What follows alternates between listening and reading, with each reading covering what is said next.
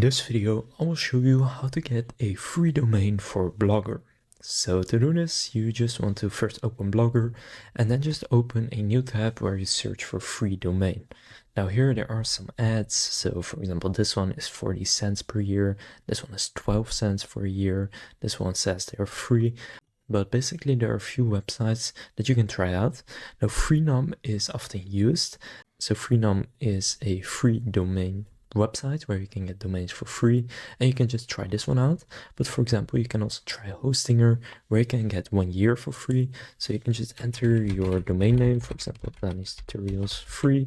It doesn't need to have free in it, just enter the domain name you want and then search. And for example, this one right here is available and it is $0 for the first year. And you can scroll down and you have some other domains as well that are cheaper after the first year.